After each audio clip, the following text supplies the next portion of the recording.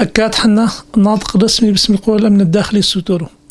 مثل ما شفنا امبارحة مسيرة تابعة للاحتلال التركي استهدفت أحد أعضاء قوى الأمن الداخلي السوتورو بريف ديريك. عم نشوف هالهجمات المستمرة اللي عم تطال مناطق شمال شرق سوريا. كمان نحن كقوى أمن داخلي سوتورو نستنكر هالشي اللي عم يصير بمناطقنا.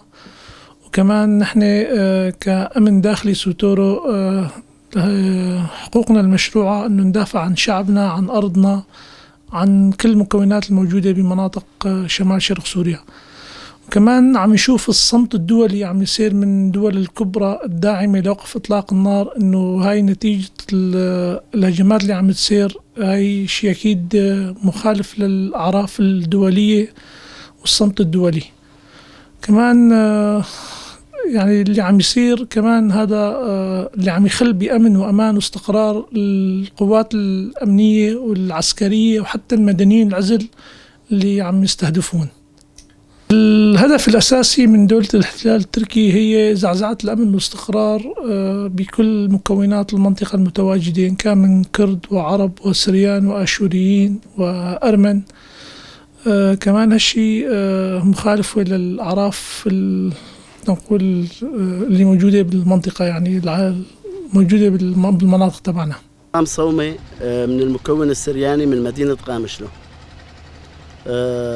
بالنسبة للاستهداف اللي حصل ليلة أمس في مدينة ديريك بحق إحدى أعضاء قوى الأمن الداخلي السوتورو من المكون السرياني الشهيد إبراهيم ميخائيل أريو.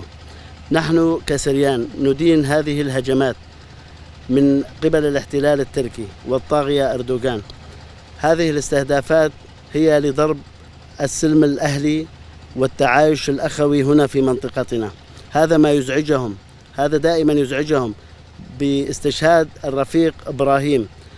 نحن زادت نجمة في كوكبة الشهداء الذين سبقونا في نضالهم، وباستشهاده يثبت لنا أنه امتزج الدم السرياني مع الكردي مع العربي، فلا فرق لدينا كما لا فرق لدى الاحتلال أيضا. لا يفرق أحد الاحتلال، هدفه ضرب هذا العيش السلمي. نحن كمكون سرياني ندين هذه الهجمات التي يقودها الطاغية أردوغان على شعبنا في المنطقة. نحن ندينها وأيضا نحمل المسؤولية للمجتمع الدولي وخاصة الدول الضامنة لاتفاقيات إطلاق النار. نحن هذا الموقف سيزيدنا إصرارا وسنبقى في أرضنا راسخين هنا، لأن هذا الموقف يزيدنا عزما أكثر، لأننا أصحاب قضية وأصحاب نضال حقيقي، ونعيش في أرض واحدة أخوة مجتمعين في وجه هذا الطاغية. سنصبح. أنا الحورو فنار عيسى آبو من المكون السرياني. ندير ونستنكر الهجمات التركية على شمال وشرق سوريا، وخاصة الحورو بسام إبراهيم ميخائيل. طبعا هذا الهجوم مو بس للمكون السرياني، هذا هالهجوم لجميع مكونات شمال وشرق سوريا. وطبعا هذا الهجوم طبعا هذا الاستهداف هو استمرار لمجازر السيف قبل 100 عام. طبعا نحن كشعوب المنطقة وبتكاتف المكونات الموجودة بالشمال والشرق سوريا راح نحرر أراضينا ومناطقنا.